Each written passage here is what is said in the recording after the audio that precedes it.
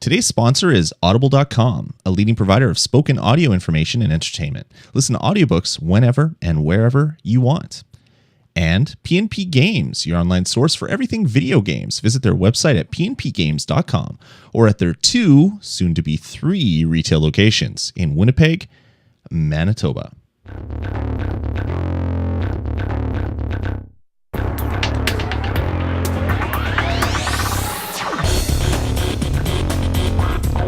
Alrighty.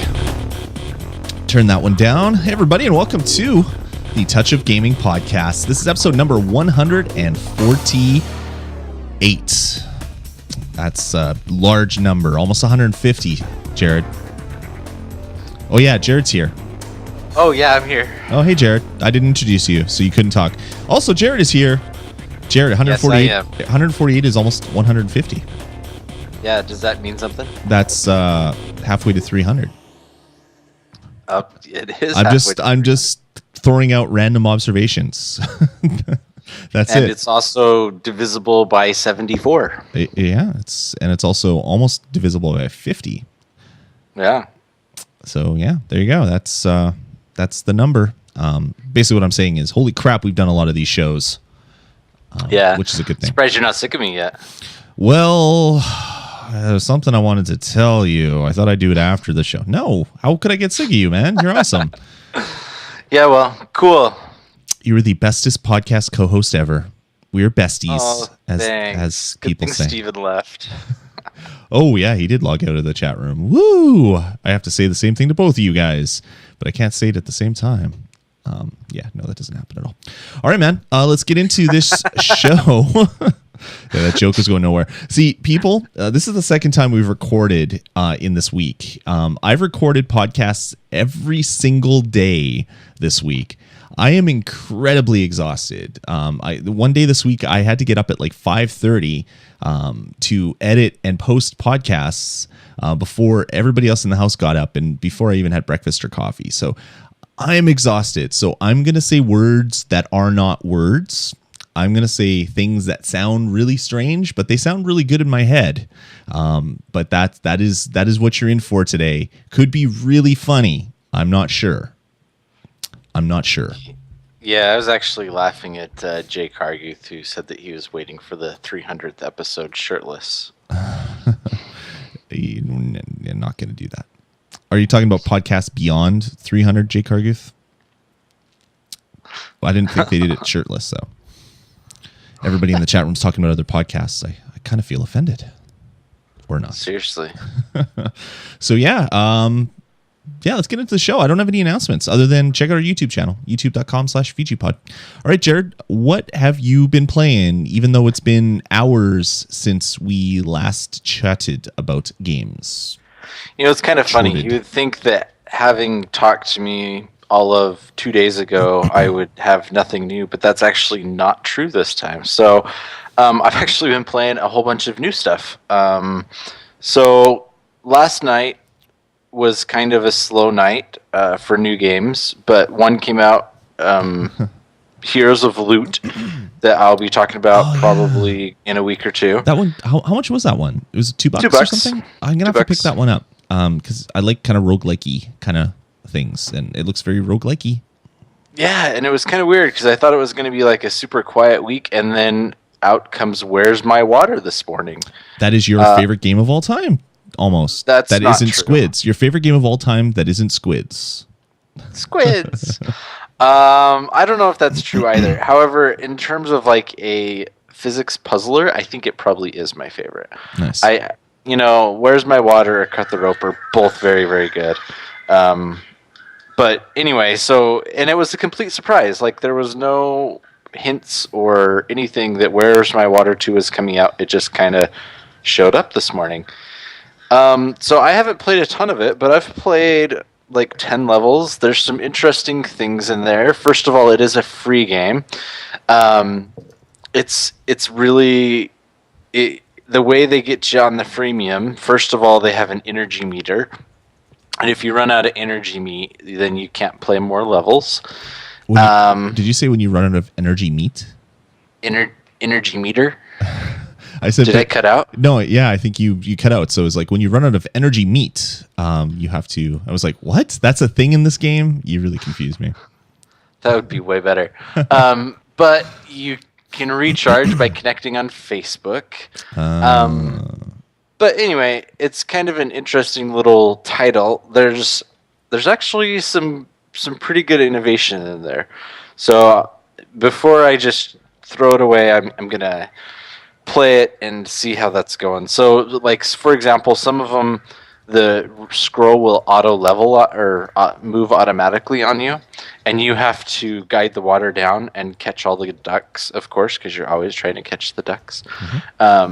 There's a total of like 6 ducks on those levels, and then you'll beat a level, and then you'll have to play it in the challenge way. And the challenge, for example, maybe you now can't touch the ducks with water, because if you touch the ducks with water, you die. Which actually is very difficult on some of them. Or maybe you'll play the same level upside down. It's really cool. So I'll probably be playing that one quite a bit more here and see how long it is and all of that. But if you really liked Where's My Water, you probably should just go pick up Where's My Water 2 anyway, because it's free. So nice. If nothing else, you'll get some more levels and can play them, even though you then have to turn it off for an hour so that your power can recharge, which makes so much sense in so many games. I hate that. I hate it. Yeah. So, and then this other game came out, and I have a game that is probably one of my all-time top 5 or 10 games. And in fact, if they ever were to bring it to the Vita, that would probably what would get me to finally buy a Vita. You could actually get all of the games from that series playable on the Vita. But I already can play them on my PSP, so why would I want to play them on a Vita? It's so worse to play it on the Vita. It's just terrible experience. No, it's not at all. I'm just saying you could if you wanted to. So anyway, that game is Patapon. Kara, when she joined me a couple episodes ago, we talked about Patapon. This is like we were almost foreshadowing this release. It's really bad. You talked about Patapon because I put that in your guys' notes. Yeah, you did. So anyway, this game came out, Patapon Siege of WoW. And this game has everything that you would expect, not from a Patapon game, but from a Chinese knockoff game. So it's kind of interesting because you have your Patapon along with some of the different characters. You have your Haripon, which if you don't play the game a ton like me, that's the guy that throws the spears. And you have some of those, and the buttons they go and you play your Pata and your Pawn with your left and right thumb. I don't know if the other drums exist yet. So I've played, I think, like 7 or 8 levels, and so far the other drums don't exist. And I know that they take a little bit longer to show up in the actual Patapon game, so I don't know if that's what it is, or if it's just, hey, we never got around to putting in the other buttons. But there's so many things that are wrong with this game. All the text is in Chinese, so I don't necessarily recommend it. It's kind of strange because there's a full in English. The entire description is all in English, so you don't really expect it to then not be anything but Chinese, but it is. Even though the English isn't very good English in the description. Daily hunting, a lot of gold you get as long as the effort of deep spending cannot break clearance. That's directly from the description.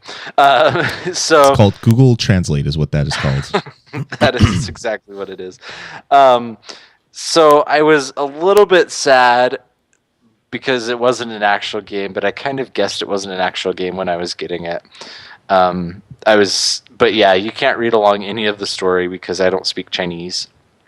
And there's just like every once in a while there'll be like random words in English, but not very much. Nice. Did you know that battle rhythm of the music create a style of the music rhythm combat system, giving you unprecedented new combat experience? Did you know that? Wow, that's nice. Yeah, it's really bad. So, and then the other thing is like, you're always having to manage like money and stuff like that in Patapon, and you can't actually see how much money you have, because it's like they made the box just a little bit bigger than the iPod screen. So they probably made it for iPad, and then they shrunk it down for the iPhone without really changing placements. It could be, yeah. Maybe I should go try and play it on the iPhone. Actually, if you look on, I'm looking on the iTunes page for it right now, and if you go to iPad, the screenshots are the same as the iPhone version. They've just been hacked down a little bit, so they're a little bit thinner or less high. They're not as tall, so that's probably exactly what they did, which is horrible. Yeah, so it's funny because you can't read how many of like money you have because like half the number is cut off. And so you can just see like the bottom half of the number. And sadly, I've actually been enjoying playing it a little bit because just the music and having the music in there makes me happy. Right. In fact, it kind of makes me want to break out my PSP and go play real Patapon because this is really, really bad. But yeah, it's there. And I'm surprised it's still on the App Store a day later, to be honest with you. I really thought that it would get pulled really, really fast, and it's still there. It's still there. I just looked right now. It's still there. And did you know something else? Super Mang Small Pawn, super cute little affinity with Pawn, and you communicate in real-time adventure, so you no longer lonely journey.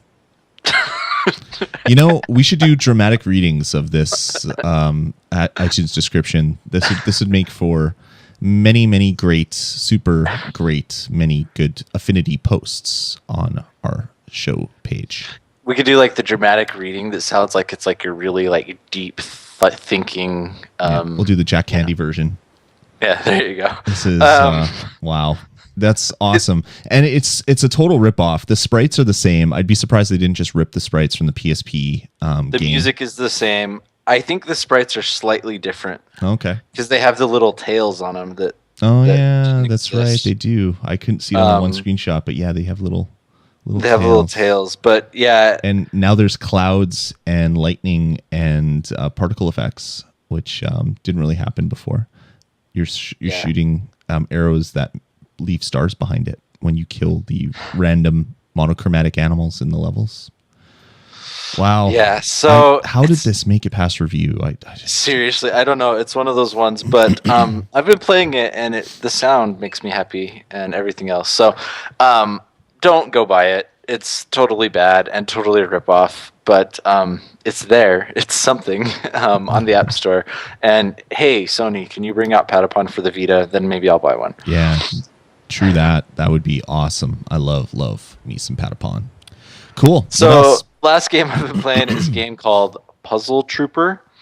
So Puzzle Trooper, it's by Kabam, who, if I remember right, is the people who did Puzzles and Dragons. Or Monsters. Is that what it is? Puzzles and Dragons, I think. I think that's the name, yeah. And I played a little bit of that one because a listener told me to, and I do whatever the listener tells me to. And it was fun. It was okay. I didn't like it that much because it was essentially, I don't know, it felt kind of like a card battler, and I don't know, just couldn't really get into it. But however, this is like the exact same game with a different skin. So instead of like raising monsters and dragons and all sorts of stuff like that, instead you have like military soldiers and you have, guns and all that. And for some reason, I'm really enjoying it quite a bit more, even though it's a very similar game. So, like I said, you're regularly you're going through different missions. And as you're going through the different missions, the way that you do it is you build your little team with all their attack and defense, and you make matches. So if you make like a match of blues, then all your blue guys will go and attack the bad guy. Or if you match your reds, then the red guys will attack the bad guy. Often you'll have lots of special moves from your different monsters, except they're not monsters, they're like troopers, so I should have said troopers there. And, you might have a nurse that will heal you, or just a big beefy guy that does like 5 times normal damage whenever you use his superpower. So there's lots of different things like that that are very good.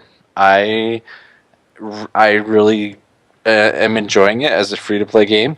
So far, to me, the free-to-play has not gotten in my way. And so that's Puzzle Trooper by Kabam. So that's what I have been playing, Lloyd. What have you been playing? I've been playing a little bit. The first game that I've been playing, more so just because it's crazy that it's on the iPad, is Ultima 4, Quest for the Avatar, which is an old game. One of my favorite franchises of all time is Ultima, and they released a free version that you can play of the original Ultima Quest for the Avatar, which came out on Commodore 64, which is crazy that you're playing it for free on your iPad. So been playing a little bit about that just for nostalgia's sake, which has been a lot of fun. Also been playing a fair bit of Call of Duty Strike Team. I was planning on reviewing it this episode, but it's been 2 days since we last recorded, and I no longer, or I did not have the time to put into it as much as I would have liked. I'm about halfway through the game. Still really digging it. If you don't remember my talking about it, it's a mixture between a first-person shooter and a top-down real-time strategy game, sort of. It's kind of like tactical view, and first-person view is essentially what you get. And you're tasked with a bunch of different missions. When you complete them, you get stuff and experience. You level up. You use your level up experience to unlock perks. You use the perks to do better, to get to other levels, etc., etc. It's $7, but it's got some freemium currency things built into it, which I don't like, but I really don't have to buy anything. It seems like the stuff, if you're willing to grind the odd time, you can get the in-app currency just by playing the game, which is nice. Having a lot of fun with it, but I'm only about halfway through the game, so I'm going to try to complete the rest of the levels, at least the first time, and let you guys know what I think about it. So Call of Duty Strike Team, still holding my attention, still a really fun game. And also been playing a game which I'm going to review this episode called Giant Boulder of Death. And it's about a giant boulder that is of death, apparently. And I'll review that later in the episode. All right, man. Cool. What do you say we take a small break and talk about our sponsor for the month, Audible.com. So we talked about it last episode. I'm a huge fan of Audible. Audible is your source online for over 100,000 audiobooks. So if you want to read a book, but you don't have time because you're a busy person, there's nothing better than loading up your iPhone or your iPod or your iPad or on your computer, loading it up with audiobooks and just listening to it as you're driving. I've done the park in the garage and sit there for an extra 10 minutes until a chapter can finish type thing. I know a lot of other people that have done that as well. It's super addictive of a way to consume books, just because I don't have enough time these days to actually sit there and read the dead paper versions of the books that come out that I want to hear. And I can listen to it on Audible. You can even speed it up. I was listening to a lot of books at 2x speed, and it is such a great service. So I thought we'd tell you guys about a really great book that you can get for free with the offer in this podcast, and that is the Steve Jobs biography by Walter Isaacson. It's a great book, sold millions of copies, was on the all sorts of New York Times bestsellers lists and other bestsellers lists, but you can have a listen here for kind of the audio sample of what this book would sound like if you get it as your free credit. That he would make a good subject. His persistence baffled me. He was known to guard his privacy, and I had no reason to believe that he'd ever read any of my books. Maybe someday, I continued to say. So you can tell, very clear, very well acted. Audible actually even has their own studios for a lot of the books that they do, where they built their own recording studio for a lot of their books, which is pretty darn crazy. But yeah, there's over 100,000 books. Anything that would interest you, if you want to learn about Apple, or if you want to learn about a different side, you might want to get I Was, How I Invented the Personal Computer and Had Fun Along the Way. I have this one on my iPhone, and I listened to it a little while ago, read by a guy called Patrick Lawler, who sounds pretty much exactly like Steve Wozniak, which is crazy. If you've ever heard Woz talk. That his design worked. And I remember sitting there and being so little and thinking, wow, what a great, great world. Which is funny, because if you've ever heard Woz give an interview, he does things like that. And it's just like, wow, okay, that's kind of the Woz. It's a Wozism, I guess. But yeah, if Apple doesn't interest you, I don't know why you're listening to this podcast, I guess, since we're talking about games on an Apple platform. But they have books in all sorts of categories, whether it's mysteries, sci-fi, romance, fiction, kids and teens, nonfiction, like anything you want, biographies, comedy, a lot of stuff that we can't play on this podcast because there's bad words in it. But you can get pretty much anything you want at audible.com. So, if you want to listen to it, Audible has it. As I said, over 100,000 titles from virtually any genre. You'll find what you're looking for at audible.com. And for you guys listening in at home right now, you can get a free audiobook and a free 30-day trial to their service at audiblepodcast.com/touchofgaming. That is audiblepodcast.com/TOUCHOFGAMING. One word, Touch of Gaming. And you get a free book, a free credit for a book, and a free 30-day trial. And then if you choose to continue, you choose one of their affordable plans, and you get X number of credits per month, which you can turn those credits into free books to listen to while you're sitting in your garage like I do sometimes. So check it out, audiblepodcast.com/touchofgaming. And again, thanks to Audible for supporting the podcast for this month. All right, Jared. Yeah, I listened to that Walter Isaacson one. I had to listen to it a little bit faster, but I'm used to listening to everything a little bit faster. Yeah, I listen to every podcast at 2x, so I listen to books at 2x as well, which is it's good because it pitch corrects it and all that, and there's studies that people have done in the past that say that you actually retain more information the faster that the words come into your ears, just because your brain is always engaged, doesn't have time to say, oh boy, I wonder what that squirrel's doing in the tree over there. So I listen to all the books at 2x as well, and it works really, really well. So yeah, it takes some getting used to, but I totally do it with podcasts. So yep, that's a good idea. So Audible, it's great. I listen to it pretty much every day. So cool. Awesome. audiblepodcast.com/touchofgaming. All right, let's get into the news. And the first one is kind of surprising, but not really. We talked about the iPhone in the last podcast, the new iPhone 5S, and about the new CPU. It has an A7 CPU that has 2 CPUs and 2 GPUs. But Apple doesn't really ever give specs out about what their stuff is. They just say, yeah, it's faster. It's over twice as fast.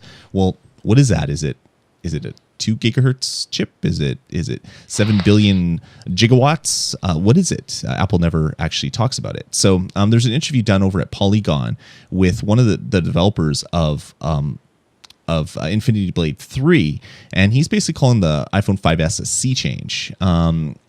I'll read out some of the quotes, and his name is, first I guess I should tell you, his name is Donald Mustard, and he's the creative director of the game. And he basically says, I'm not going to mince words here, Mustard told Polygon. It was very shocking to me. The dragon in the game has 4 times the poly count of any console character we've ever done. He continues, we turned on anti-aliasing, full screen anti-aliasing, and it worked super fast. And then we turned on bloom, and we turned on depth of field, and we turned it on, and we had that dragon flying in, and it was blowing flames at the screen, and that dragon had 4 times the poly count of any console character we've ever done in Gears of War or Shadow Complex or anything like that. It had 4 times the texture detail. It had normal map detail. and the Dragon was blowing thousands of particles into the screen, which has this huge fill rate, and it's very graphically traffic intensive for the CPU and the GPU. And then we were able to blur those particles, and we were able to balloon those particles, and then we add motion blur to them, and then we had high-res shadows to the Dragon, which basically is self-shadowed, so the Dragon's passing on its shadows to itself while doing full-screen anti-aliasing, and then on top of that, do a full-screen color adjust and vignette pass where it adjusts the contrast of the scene, and then we add distortion because of all the flames. And they basically said that they kept throwing every graphical sort of touch that you would do as a console developer. You'd make a game, you'd make the engine, you'd build the basic geometry, you'd speed test it, you'd fix some of the geometry, speed test it, get the engine really humming, then you add on stuff. You'd add on normal maps to see what happens to your frame rate and keep doing that. They basically added everything that you could possibly add. And this is Epic Games. They make Gears of War. They're not some like indie game developer in their basement working by themselves. This is Chair, but they're working with Epic. So they have access to all of these great resources. They made Shadow Complex, which is a great game that I played on Xbox 360. But yeah, they've added everything to this, and the iPhone 5S could take more. It could take all that and more. I wasn't really excited about the 5S A7 chip. I know it's 64-bit. For most stuff, that doesn't make too much of a difference. It allows you to address more RAM. Phones don't have over 4 gigs of RAM. But a lot of the computational stuff, unless the OS is optimized for it, really doesn't make that big of a difference. How's your drink? How's your drink, Jared? Oh, you were talking for so long.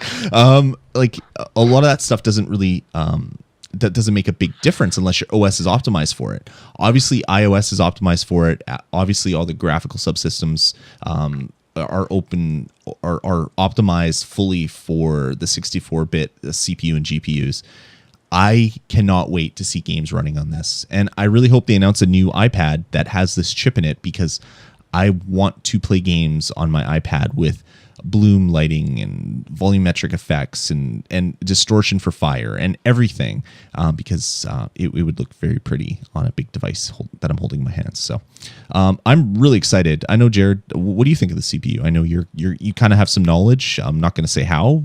You have knowledge on CPUs and stuff. But what do you think of the kind of power that they're packing into this tiny little device? It's really impressive. I'm really excited to see the things that they're able to do and especially as developers get to use that 64-bit chip, and also as that becomes more of the standard. So I don't actually think that it's going to do a huge amount of change in this particular generation, but I think in long term, I think it's going to just be a massive impact, especially like artificial intelligence in games. That's where the 64-bit can really change things up and make it so you actually feel like you're playing against another intelligent system, as opposed to being able to always find the weaknesses, which it seems to be pretty easy to do. So it's really exciting with all the extra power, and I think that part of the reason they're able to do this is because of that coprocessor that they announced. The coprocessor is for motion. It stores motion of the device. It doesn't really do anything else. Okay, I thought it had some graphics on it too, but no, okay. I don't believe so. But another quote from the article, which really kind of hits home.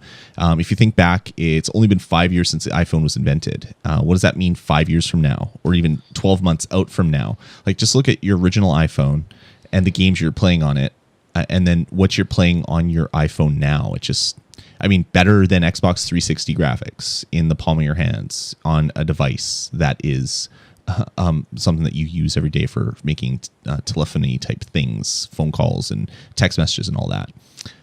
It is pretty damn amazing. I can't wait to see what the next iPad brings. If it has the A7 with all these beefy guts, or the next Apple TV. If the next Apple TV can have one of these CPUs built in, so that you can offload some of the game development, or the game engine work from your device to the television as well. How awesome would that be, to be playing a game like Infinity Blade 3 on your television with your device doing half the work and the television sharing on that? It would be pretty damn amazing. So Yeah, I'm quite stoked for this new device. I just want to see what comes out next month when they announce iPads and iPod Touches and all the other fun stuff that Apple always brings out later in the year. Definitely, it'll be cool just to see how it gets used, and whether or not this is kind of an incremental change. But I'm a little hopeful that maybe the bump in the processor is a bit more than just an incremental change. So yeah, and it sure seems that way. But until you have it in your hands, like slides are really nice to look at. They're pretty to look at on a big screen, but until you have the device in your hands, they really don't mean much to you. All right, moving on, Jared. Do you know what one of my biggest pet peeves is, Jared? The Little Mermaid.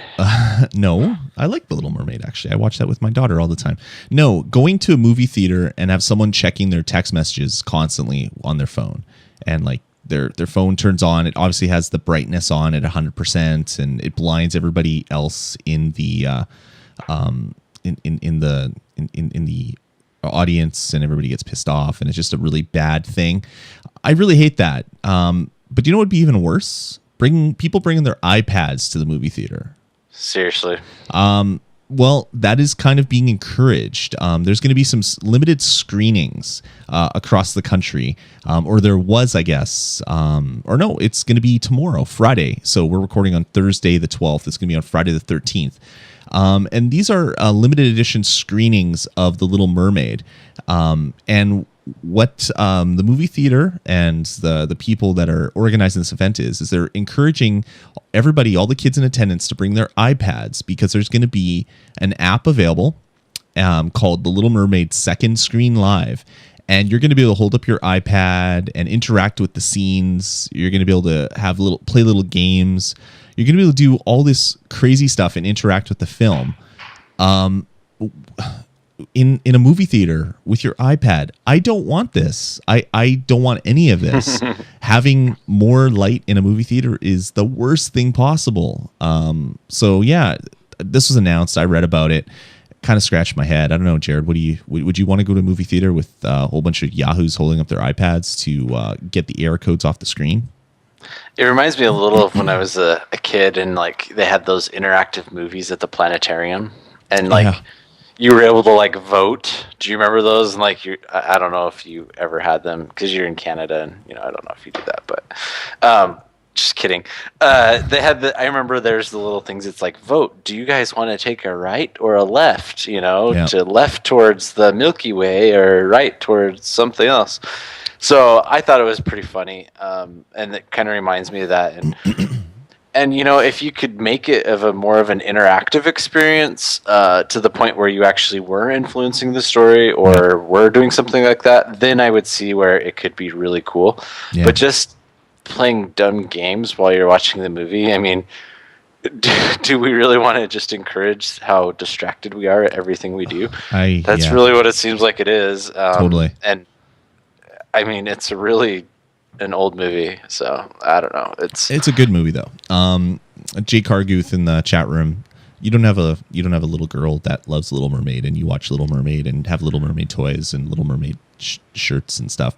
I do. I've watched this movie probably 75 times, maybe more. It's a good movie though. It could be worse. But Jake Carguth in the chat room asks, I wonder if it would work with a home copy. I don't know. I don't know how this app actually works. If it's keying off of the individual frames of the movie, or if there's going to be some hidden AR code markers in the print that are going to be firing up, or whether there's going to be an audio signal, like a low frequency audio signal that the app is picking up and interpreting. Who knows? Hopefully, eventually, because if we could do this in my living room or the basement on the big television, if the kids could be playing a game while watching a movie, they would love that. I would hate it, but it's not marketed for me. This is kind of a kids event kind of thing. But yeah, I'm really kind of interested to see where this goes. More interactive stuff is not necessarily a bad thing. Does the app itself cost anything? I don't believe so. Okay. I do not Believe so. Let me do a little iTunes search to see if it's even available or if you need like a special. Yeah, it's not available. So what you maybe need is like a special promo code or something that they give you when you go to the theater. They don't really outlay that too much in the actual article about it, how it's being done. But yeah, there's a bunch of kids in the theater with their $500 glass devices in a theater that has concrete floors. Yeah, what could go wrong? Isn't it even worse if you have like multiple kids and they're like, oh, then they're going to be fighting over it, the iPad in the middle of the theater, screaming at each other and giggling out loud, which is good. Kids' laughter is awesome, but laughing and screaming at their friends and everybody's banging iPads together, it's just not going to be good. Yeah, well, it happens. All right, moving on. Some other weird kind of stuff. Sega's bringing a game, or has brought a game. It's available on the App Store right now for $2, called Sega's Go Dance. And it's similar to what's the name of the Ubisoft one? Just Dance, right? I think that's what it's called. It's similar to that, where it's watching you. So what Just Dance does is you're holding a Wiimote, if you have the Wii version, and it senses your movements. This one, you're expected to put your device down on a table, point it at you, get in frame, and then follow along with the screen. So if you want to dance, you have to dance, and it has to see you. So if you move too much, you might be out of frame, and you might not be able to see the screen. So even kind of, I guess, cooler sort of is if you have an Apple TV in your house, you can actually AirPlay the gameplay to your television. So you would just use your iPad as a camera and then watch the game play out on your television. So I haven't bought this yet. I'm going to, because I want to see how crazy this is and if it even works. It comes with a stack of songs by like LMFAO, Flo Rida, Nicki Minaj. So kind of popular songs from maybe a year ago. It seems like it might be. So this might have been in development for a while. But they have a whole bunch of in-app purchases as well for other songs. So this could be really interesting. It's better than an alternative way of doing this, which would be you hold your phone in your hand and wiggle it around and accidentally like throw it at the ground, I guess. But do you really want to have your iPhone perched on the table in front of you that can't see you and you can't read the screen and you don't know what's happening? It just seems very, very bizarre. So anyway, Sega's Go Dance. It's out there if you want to check it out. I'll try to do that before we record again and let you guys know how it went. Or not if I'm too embarrassed to mention it. I should film myself doing this. That would be YouTube gold. No, it wouldn't be. It would be horrible. Yes, man. As long as you had you trying to set it up and then trying to dance to it, that'd be great. Oh, put it on the VG podcast channel. I'm sure that'll get us a few more hits. Yeah, maybe I'll go do that. I'll go embarrass the heck out of myself. And we'll try that. All right, moving on. Another interesting article. You know how iPhones and iPods and I guess iPods don't, or maybe the newest ones do, I'm not sure. Or iPads, they have a little great service called Siri that you could talk to your phone or your device. Do you use Siri at all, Jared? No. None of your devices have Siri probably, right? No, my newest iPod has Siri. I just don't. Okay. I don't know. I just never think to ask Siri any questions when I have Wi-Fi connection, because obviously if I don't have Wi-Fi connection, she doesn't work. That's right. That's right. Well, not to be outdone, Microsoft has announced that a Windows Phone 8.1 is going to have a Siri, but it's not Siri, it's Cortana. If you're familiar with the Halo franchise, Cortana is the little AI that lives inside Master Chief's head that he takes out from time to time. 8.1, Windows Phone 8.1 is going to have Cortana. So they're kind of copying Apple, but they're putting a heck of a cooler skin/voice on it. So I'm actually really interested to check this out. I wouldn't buy a Windows Phone just to use it, though. But Cortana will be living on your Windows Phone device. So pretty much a Nokia phone, because no one else really makes Windows Phone devices anymore. So if you want a Cortana that you can take anywhere with you, your own, my first Cortana, or I don't know, what was the virtual pet crazes, like Nintendogs. This could be Tamagotchi. This could be Microtana. They get bundle it with some really horrible name and get people to feed Cortana and give her flowers and stuff to keep her happy. So she actually gives you the proper information. Yeah, really bizarre. So Cortana is going to be Siri, but for Microsoft people.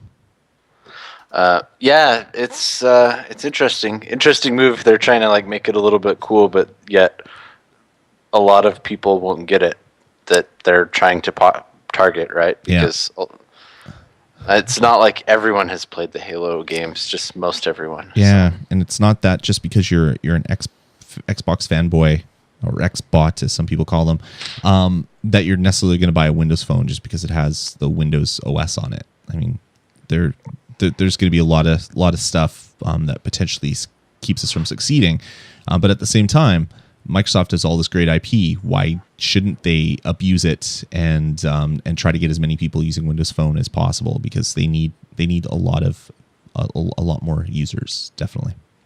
Yeah, they probably totally just convinced 5 people who are crazy about Xbox to switch to Windows Phone. So. Totally. All right, moving on. Jarhead, why don't you tell us about the next one, because it is kind of absolutely hilarious.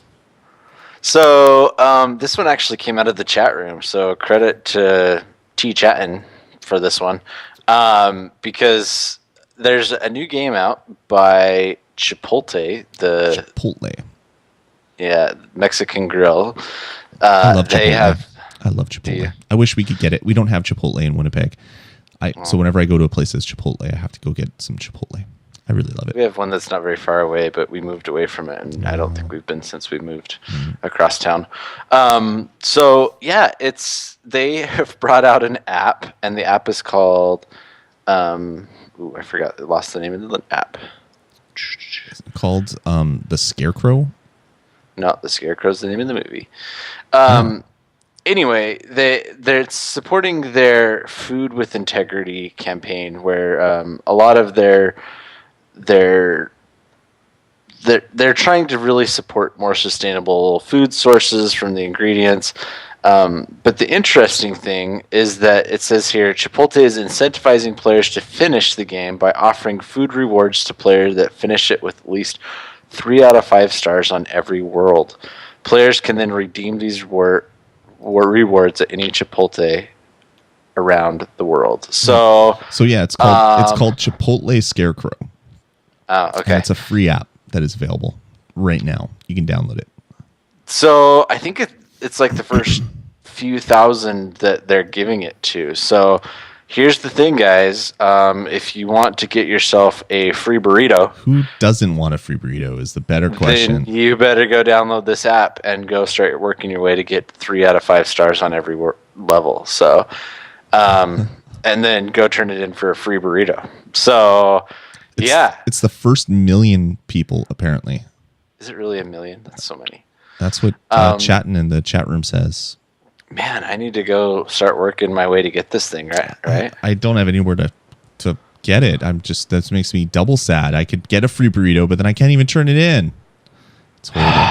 Actually, it's a sad world. Do you want to know why I love Chipotle? This isn't the reason why, but this is kind of one of the reasons. When I was waiting in line for the original iPad, we did an 8-hour trip. We had to go to Minneapolis to one of the Apple stores there to get our iPads. We ordered online, waited in line. It was great. Did this huge tour across down into the U.S. and over to Minneapolis. Everybody was waiting in line got free Chipotle. They came by and gave everybody coupons for waiting in line for the iPad and stuff like that. Cool company. Cool. They do a lot of fun stuff like that. And I've eaten there before, but that was a really good burrito after waiting in line for 3 hours to get a shiny metal device. It's really good. So go check out this game and go earn yourself a free burrito. Yeah, go get it. If you get a free burrito, let us know. Put a comment on the show notes and let us know. I got a free burrito from playing a video game. And we'll be like, wow, that's cool. I wish I could do it, but we don't have Chipotle up here. And then I'll post like a big post saying how we don't have Chipotle up here. It'll be fun. Let's do that. Sounds good. All right, moving on. Let's get into the reviews. That was a long news section. That was really long. We haven't had that much news in a long time. It's Seriously. Good. Yeah, it's good. Which is funny because we just did a show 2 days ago. Yeah, it was really kind of bizarre. Just one of those things.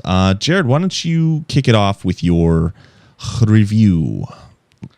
Okay, so my review is Borderlands Legends. So first of all, my first complaint is that they make both of these plural. I understand the name of the game is Borderlands, but to make it Borderlands Legends, like, it just sounds funny. So my second complaint about this game is when you log in and load it up, there is a 1 minute movie. I timed it because I was sick of watching it. And usually there's like, you can tap it or something, it goes by. And no, you can't do that with this one. However, every once in a while when I load it and I haven't figured out when, there's a skip button that appears in the upper right hand corner. So I haven't figured out how come it doesn't appear every time. And so most of the time I end up just having to watch the full 1 minute video, which is really annoying to me because, usually if I'm going to play iPod, I don't have that much time. And I just blew a minute every single time watching their video. Yeah, I timed it. It was seriously like 63 seconds. So that's how annoying I got with it.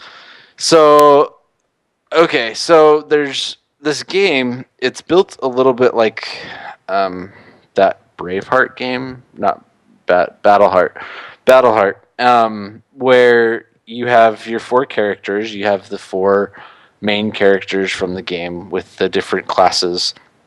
You have your bruiser, and you have your sniper, and you have your healer, and then you have like your stealthy, sneaky guy. And it feels very much like a Borderlands game in the terms that you have a whole bunch of loot. They've simplified it down, so you only have basically 3 pieces of loot for each guy, 3 things to equip: their weapon, their shield, and then some other thing that gives you whatever bonus they get. And they have special powers. So throughout the game, for example, I believe it's the sniper guy will throw up a little extra turret that will fight beside you and shoot the bad guys as they're coming on the screen. And so the idea is that waves come after you. Usually there's 4 waves to a level. And you just have to fight them off and figure out different strategies to fight them off. When this game came out, it was extremely broken. There were a lot of problems with it. And there were like only 3 maps, and it was super repetitive. I think you briefly talked about it, but you didn't ever review it when I went back to look at previous episodes. Okay.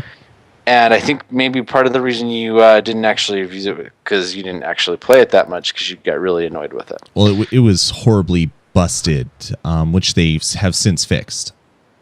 Yeah, and so I played a little bit of it when it was busted because I really, really wanted to like it because I really like that style of game. And it was easily very terrible. So then I played a little bit more of it after I had seen a whole bunch of updates for it, and they did in fact improve it a lot. It's it has the loot sense to it. There's a few things that you kind of get the feeling that they don't know what they're doing in the mobile space. For example, you can't save the game except for when you complete a mission or when you fail a mission. So often that will be 4 levels, and each level takes a couple minutes to get through. So you have to play, like 4 or 5 minutes, and then you can actually go upgrade, and then another 4 or 5 minutes, and until you finish all of that, you don't actually save your game. So you do save it in terms of your progress for leveling. However, if you try to come back and do the same mission, you have to start all over at the first. And I didn't really realize this until I had played it a couple of times, and I'd play through a couple and have to go do something. And so then I realized that this game is one that if you do want to play it, you need to sit down with it and actually play it for 10, 15, 20 minutes at a time. And the other thing is it's a real battery drainer. I don't know what it is, what they're trying to do in it, but for whatever reason, it really kicks up that processor, so it consumes a lot of energy. And I have never been able to play more than, I think, 2 levels, so about 30 minutes, without my battery going into battery warning mode. and this is my iPod Touch and coming off of a full battery and everything. So for whatever reason, it's really going to drain your battery. So it doesn't really feel like it's ready to be a mobile game because of those two things, because of the saving and because of the battery drainage. So just, it's kind of a be aware.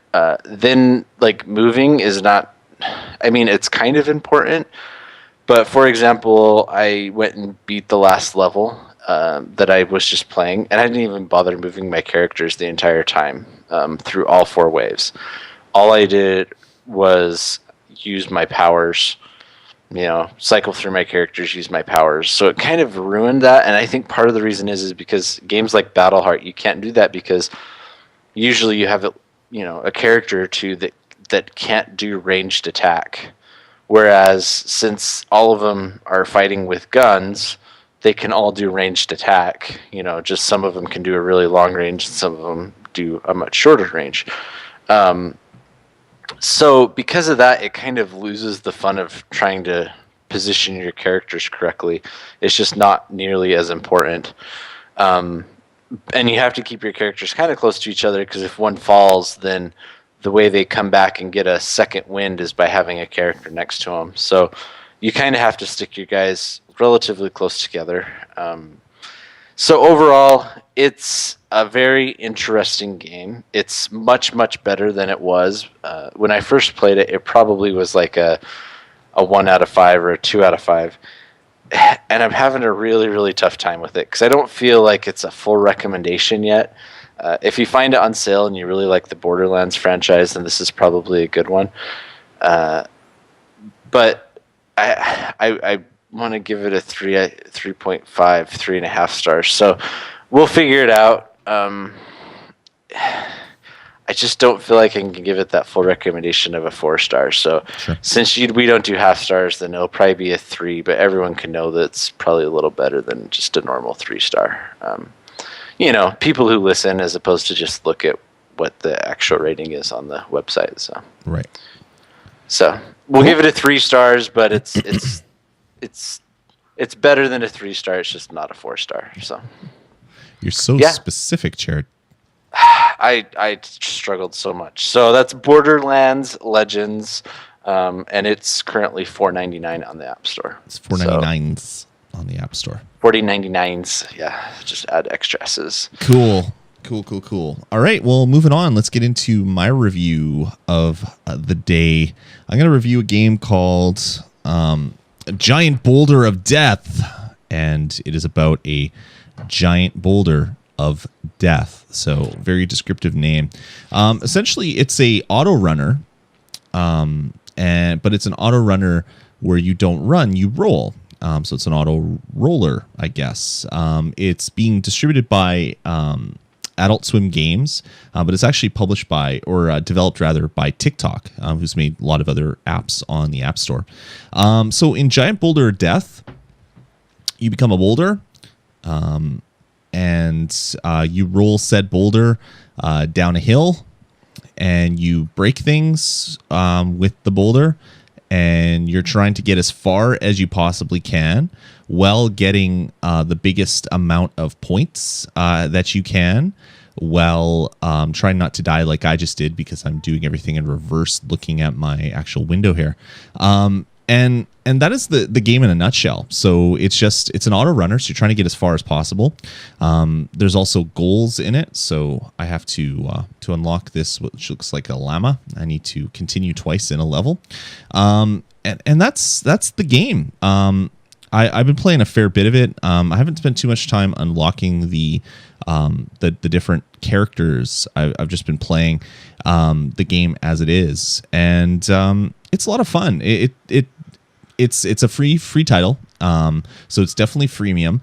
There is a coin doubler, and Jared, I know we're both fans of buying the coin doubler to support the developers. This coin doubler is $5.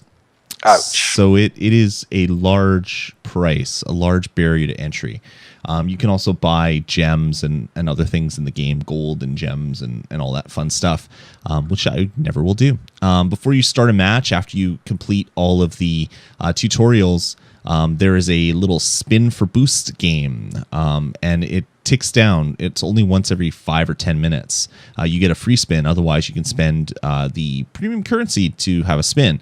The spins are actually kind of cool because when you use them, you get 3 power-ups. So extra enemies that are easier to kill or give you more points when you kill them.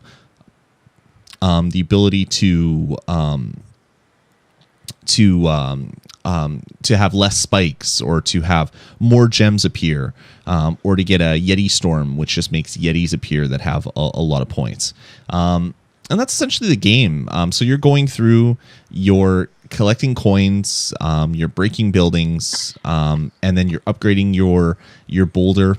Your boulder has 3 attributes. It has jump height, steering speed, and invinci duration. So you want to get those as high as possible. Those prices ramp up really fast. To get the third of 6 levels, it's 1,500 coins. And to put it into perspective, a good run at this game will get you maybe 50 coins. So that is a lot of replays to unlock that. And the invinci duration, as you play the game and you roll a certain amount of meters in the game, you start filling up a bar on the side of the screen. When you fully fill the bar up, your boulder grows into a huge boulder with spikes and molten magma, and you can basically bowl over everything without having any problems. As you get further and further in the game, it gets faster and faster, and the game starts throwing up more things in your way. The first is spikes, so there'll be like spike strips and spike walls. You just have to avoid them or jump over them. But then as you get further, you get these mines. They're magnetic mines, so they actually chase after you. So you have to go around and try to miss them as best you can.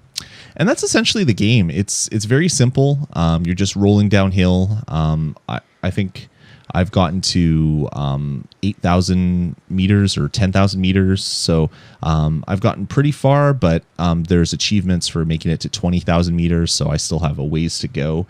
I'm sure I'm going to have to upgrade my boulder a lot more than I already have. But yeah, it's a fun game. It's free. No reason not to check it out. Coin Doubler is way too expensive. It should be $1.99 maybe, or 99 cents. I would bought it at either of those prices. $5 is just way too much. But yeah, that's Giant Boulder of Death. And it gets a 4 out of 5. It's a lot of fun. The in-app purchases are a little bit egregious and super expensive, but you can have fun even without paying for them, because it's fun to roll down a hill and run over people that are yodeling at you. Like, the music is really good. I'll put on the music. I had it turned down. Unlike Jared, I play games with music down when I do a podcast. Just saying. You can't hear my music now, right now, can you? Not right now. I could before. Oh. So I'm just doing a thing. But this game is full of yodeling. So once you get going, they'll start yodeling at you. Because we always need more yodeling in the world. There's not enough yodeling at all.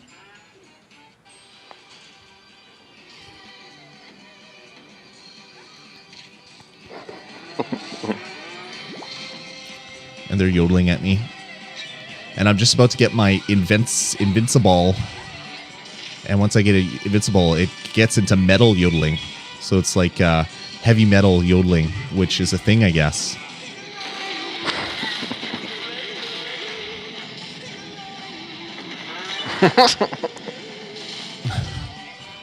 So that is the sound of the game. My kids love it, by the way. I hope they don't start yodeling randomly in the house. But yeah, it's a interesting game. Giant Boulder of Death. It's free. Check it out. No reason not to. And see if it's something that will make you want to play it. It's an auto runner, so it's basically something you're going to be replaying over and over and over and over again. See if the mechanic basically holds up the test of time as you're grinding away to get all those coins that you're going to need to upgrade. All right, so Jared, that's going to about do it for this show, man. Hooray! Hooray. Everybody, thanks for tuning in. Thanks for staying subscribed. If you want to talk to us, send us an email to read out on future episodes of the show. You could do that very easily. It's not the right one. You can go to vgpodcast.com and click contact us at the top of the page. You can email us at vgpodcast@gmail.com or call our voicemail line, which is area code 505 VG Podcasts. Follow us on Twitter. I'm at Dasme. Jared is at the Quacko. And that's going to do it for another week of ToG. We will talk to you guys next week for episode number 149. And we'll probably talk about how high of a number that is and how it's divisible not perfectly by all sorts of different numbers. We'll work on that for next episode because I know how entertaining it was to begin this one. You better go get some sleep, my friend. I'm so tired. I want to fall asleep. I gotta actually run out after doing this and go buy something. So yeah, I need sleep. This is going to be tomorrow. The bonus stage tomorrow should be fun. It's going to be amazing because it'll be crazy. So check it out. VGpodcast.com/live is where we do these live shows. Our recording schedule's up there as well. If you can't make the live recording, you can check it out on YouTube. YouTube.com/VGpod. Check out all the YouTube videos we put up of all of our recording sessions. All right, guys, that's going to do it for this week. We'll talk to you next week on the Touch of Gaming podcast. Later, everybody.